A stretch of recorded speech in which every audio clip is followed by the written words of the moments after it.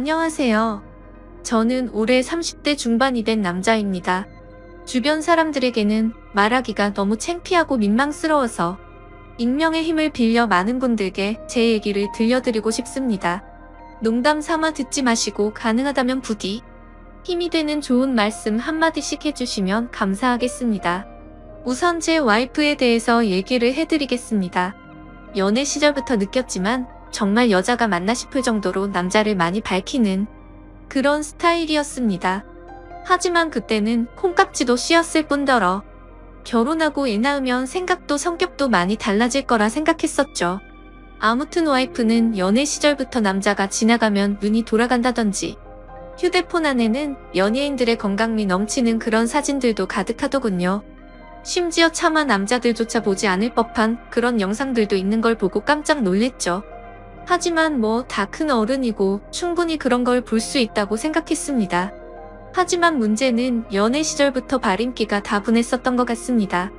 전 남자친구랑 연락하다가 걸린 것도 몇 번 됐었고, 친구들끼리 술 마시고 헌팅해서 알게 된 남자랑 연락을 주고 받다 걸린 적도 있습니다.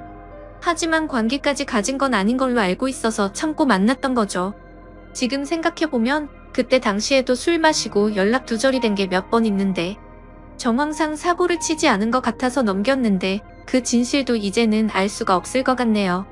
사실 대부분의 남성분들은 잘 아실 겁니다. 제 와이프는 모든 남자들이 뒤돌아볼 만큼 인기가 많았습니다. 하지만 결혼한 지도 3년이라는 시간이 지나다 보니 연애 때만큼 그렇게 확 땡기지 않더군요. 그래도 와이프가 너무 밝히는 스타일이다 보니 일주일에 3번 이상 의무적으로 와이프와 좋은 시간을 보냈었습니다. 저희 부부에게는 아내의 욕구가 강하다는 거 말고 정말 서로 아무 문제 없는 그냥 평범한 대한민국의 30대 초반의 앞날을 생각하며 열심히 살아가는 부부였습니다. 그렇게 저희는 평범하게 잘 지내다 제가 장기 출장을 가게 되었습니다. 한 반년 정도를 지방으로 가게 됐던 거죠. 가기 전부터 와이프는 난리가 났습니다. 자신도 회사를 그만두고 따라갈까 라고 물어보며 6개월 동안 혼자서 지내면 외로워서 미쳐버릴지도 모른다더군요. 참으로 답답한 소리를 하는 아내가 황당했죠. 일을 그만두면 직장이 바로 구해지지도 않을 뿐더러 저희가 신혼부부도 아니고 6개월을 못 기다려서 일까지 그만두고 따라온다니 저는 많이 당황스러웠죠. 그래서 굳이 혼자 있어서 외로운 거면 친정에라도 가 있으라고 했습니다. 길다면 길고 짧다면 짧은 시간이지만 와이프는 계속해서 직장까지 그만두고 따라가겠다고 아주 성화를 부렸습니다. 그때까지만 해도 6개월 동안 자주 보면 되겠지 무슨 문제라도 생기겠어라는 마음으로 저는 너무 안일하게 생각했었습니다. 아니 어찌 보면 제 와이프의 실상을 알게 되어서 다행이라면 다행이겠네요. 처음에는 와이프가 참으로 지극정성이었습니다.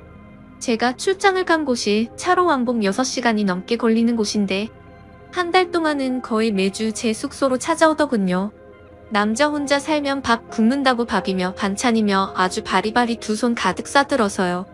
그때까지만 해도 저는 와이프를 너무 잘 얻었구나 싶었습니다. 신혼도 아니고 결혼한 지도 벌써 3년이 훌쩍 넘었는데 남편이 출장 갔다고 이렇게 챙겨주는 여자가 이 세상에 어디 또 있겠습니까? 그때까지만 해도 정말 저희에게는 아무런 문제가 없었죠. 그런데 대략 한 달쯤 지났을 무렵입니다. 그렇게 지극정성이던 와이프가 전화도 잘 받지 않고 콧배기도 안 비추더군요. 사실 섭섭하기도 했지만 와이프가 집에서 노는 사람도 아니고 본인도 직장을 다니는 사람이니까 피곤해서 그런가 보다 생각했죠. 반년이라는 시간은 금방 지나갔고 저는 지방 출장을 모두 마치고 다시 서울로 복귀를 했습니다. 와이프는 집에 온 저를 보자마자 고생했다며 보고 싶은 거 참느라 죽는 줄 알았다면서 달려오더군요. 그러면서 얼른 빨리 씻고 오라며 콧소리를 내면서 애교를 부렸습니다. 그런 모습에 역시 우리 와이프 달라진 게 없네 싶었고 그날 저희는 반갑게 좋은 시간을 보내게 되었습니다. 그리고 나서 대략 일주일 정도쯤 지났을 무렵이었습니다. 소변을 보는데 좀 따끔하더니 생전 겪어보지 못한 가려움이 몰려오더군요. 저는 처음에 뭘 잘못 먹어서 이런가 보다 생각을 했고 밖에서 다른 짓을 한 적이 없으니까 병이 생긴 거라고는 생각조차 못했습니다. 병원에 찾아가기도 민망했었고 그렇게 며칠 동안을 미루고 또 미루었죠.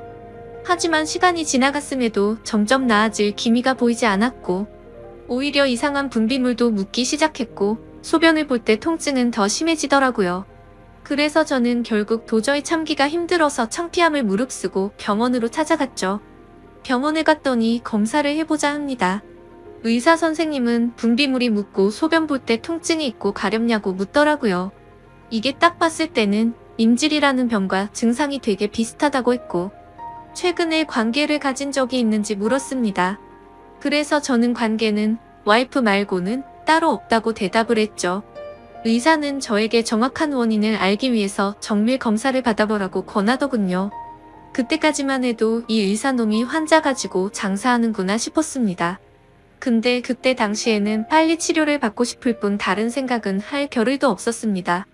그렇게 저는 검사를 받았고 결과를 보고 난 뒤 정말 제 눈을 의심했습니다.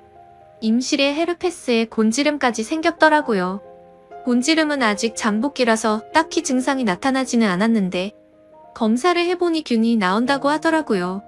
저는 거기서도 순진하게 의사에게 물었죠. 제가 최근에 사우나에 다녀온 적이 있는데 사우나에서 옮은 거냐고 했습니다. 저는 정말 와이프 말고 관계를 가진 적이 없는데 라며 이것저것 물어보았죠. 의사는 단호하게 대답을 해주더라고요. 뭐 헤르페스 정도 한 가지라면 사우나나 대중시설에서 옮았을 수도 있지만 이렇게 몇 가지씩 다량으로 증상이 발현되는 건 관계를 가진 것 말고는 다른 원인으로 생겼다고 보기엔 어려울 것 같다고 하더군요. 그때부터 뒤통수를 맞은 듯이 갑자기 온갖 생각이 들었습니다. 그러면 제가 와이프에게 옮았다는 거냐고 물어봤죠. 의사는 아내분과 잘 이야기를 해보라고 했고 아내분도 같이 치료를 받으셔야 할 거라고 했습니다. 그 얘기를 듣고 병원을 나서는데 갑자기 뒷골이 땡기면서 피가 쏠리는 느낌이 들었죠. 일단 저는 증거라도 있어야겠다는 생각으로 아내의 차로 가서 블랙박스를 켜봤습니다. 정말 하나하나 영상을 다 켜보면서 확인을 해보는데 기겁을 했습니다. 왜냐하면 영상 속에서 들리는 남자의 목소리가 한 명이 아니더라고요. 누가 듣더라도 그 남자들마다 평범한 대화를 하는 게 아니고 사랑을 나누는 소리가 들리는데 눈앞이 깜깜해졌습니다. 그동안 그렇게 믿었고 서로를 의지했던 와이프가 제가 모르는 사이에 다른 남자들과 이렇게 해프게 하고 다녔다는 게 믿기지가 않았습니다. 영상 날짜를 보니 아내가 제게 연락이 뜸해졌던 시기와도 맞물리더군요. 제가 출장을 간 지 한 달 뒤 정도에 어떤 남자와 대화를 하는데 대화 내용만 보면 술을 마셨는지 대리기사의 목소리도 들렸습니다. 그런데 다른 사람이 있는데 아랑곳하지 않고 역겨운 말을 하더군요. 남편이 출장을 가서 없으니까 잠시 쉬다 가도 괜찮다고 하는데 너무 충격적이었습니다. 평소에 다른 사람의 시선도 신경 쓰는 다소곳한 모습이 있던 사람이었고 관계를 가질 때조차도 많이 밝히기는 해도 선을 넘지 않았는데 너무 다른 사람 같았습니다. 저는 그 길로 블랙박스 메모리 칩을 빼들고서 집으로 달려갔습니다. 집에 도착한 저는 곧장 와이프를 불렀죠. 너 지금 내가 어디 갔다 온 줄 아냐고 했고 비뇨기과 갔다 왔는데 너 도대체 나 없을 때 뭔 짓거리를 하고 다녔냐고 소리를 질렀습니다. 제가 막 소리를 지르면서 화를 내니까 와이프는 덜덜 떨며 무슨 소리냐고 자신이 무슨 짓을 했다고 이러냐고 변명을 하더군요. 그래서 다시 물었습니다. 아무 일도 없는데 갑자기 내 몸에 임질에 헤르페스에 거기다 곤지름까지 생기냐고 했고 나는 너 말고 다른 여자와 보낸 적이 없는데 그럼 이 병은 갑자기 하늘에서 뚝 떨어진 거냐고 했습니다. 내가 1년을 자리를 비운 것도 아니고 고작 6개월 비웠을 뿐인데 그새를 못 참고 딴 놈이랑 붙어먹었냐고 말했고 거짓말할 생각은 하지 말라며 블랙박스 메모리 칩을 내려놨습니다. 지금부터 거짓말할 생각하지 말고 솔직히 말하라고 더 크게 소리를 질렀습니다. 제가 너무 흥분을 했고 증거자료까지 내밀면서 몰아붙이다 보니까 그제서야 와이프는 사실대로 실토하더군요. 아주 여기저기 다 정차하는 버스가 따로 없더군요. 처음에 너무 외로워서 그랬답니다. 회식을 하게 되었고 술에 취해서 결국 실수가 시작되었답니다. 평소부터 자신에게 잘 대해주던 직장 후배인데 같은 방향으로 가는 김에 차에 같이 타게 되었답니다. 근데 술에 너무 취해서 자신도 모르게 많이 외로웠답니다. 그래서 그냥 단순히 술을 한 잔만 더 하고 싶은 생각에 집으로 불러들였고 술을 더 마시다 실수를 해버렸다고 하더군요. 제게는 너무나 소중했던 제 보금자리에서 다른 남자놈이랑 놀아나다니 정말 너무 화가 났고 역겨웠습니다. 그런데 이건 시작에 불과하더군요. 그날 이후로 고삐 풀린 망아지처럼 지냈더군요. 어차피 실수를 시작했고 죄책감에 오히려 더 막 나가게 됐답니다. 근데 참 이해가 안 가지 않나요? 상식적으로 실수를 했다면 더 자숙해야 하는데 오히려 더 이따위 짓을 했다는 걸 보면 언젠가는 이딴 짓을 하고 살았을 사람이란 걸 느꼈습니다. 같이 사고를 쳤던 남자들도 다양해서 참 대단하더군요. 직장 후배를 시작으로 유부녀라는 사람이 낯선 남자와도 시간을 보냈고 애인처럼 주기적으로 만난 사람까지 있더라고요. 저는 당장 그놈들 연락처 다 적으라고 어떤 놈들인지 다 알아야겠다고 몇 번 했는지 또 어떤 놈인지 적으라고 했습니다. 와이프는 처음에 그걸 어떻게 다 기억하냐고 그러면서 못 적겠다고 하더군요. 정말 울컥하더군요. 그딴 짓을 해놓고서 어떻게 다 기억 못하냐면서 따졌습니다. 그럼 정 못 적겠으면 너네 친정집으로 가자고 했습니다. 지금 당장 너희 부모님 앞에서 추궁하겠다고 난리를 치니까 마지못해서 적기 시작하군요. 참 기가 막혔습니다. 6개월이라는 짧은 기간 동안 시간을 보낸 남자가 무려 5명입니다. 한 번만 만나서 놀았던 놈은 3명이었고 직장 후배와는 3번의 만남을 더 가졌답니다. 가장 많이 만난 놈이랑은 셀 수도 없을 것 같더군요. 근데 더 충격적인 건 가장 많이 만났다는 그 놈은 저도 알던 놈이었습니다. 왜냐하면 제가 와이프와 자주 가던 식당의 사장놈이었습니다. 심지어 이 사람은 50대 초반쯤인데 와이프와는 거의 20살 이상이 차이가 났던 거죠. 정말 자존감이 무너져 내렸고 충격적이었습니다. 그 사장놈과 가깝게 지낸 지도 오래되었고 그 집구석 부부와 저희 부부가 함께 술자리도 수차례 가졌기 때문에 배신감은 더 컸습니다. 그런데 도대체 이 사장놈이랑은 언제부터 이딴 짓거리를 했냐고 물었습니다. 관계를 시작하게 된 건 3개월 정도 됐다고 하더군요. 어느 날 와이프는 친구들이랑 그 식당에서 모임을 가지게 됐다고 했습니다. 늦은 시간까지 술 자리는 길어졌고 천연덕스럽게 그 사장은 그 자리에 끼었답니다. 그래서 2차까지 가게 되었고 와이프는 술에 취하게 되었답니다. 평소 친분이 있던 식당 사장놈이 데려다 준다고 해서 같이 차를 탔는데 거기까지만 기억이 나고 일어나 보니 같이 잠을 자고 있었다고 하더군요. 그래서 그날 이후부터는 계속해서 만남을 가져왔다고 했습니다.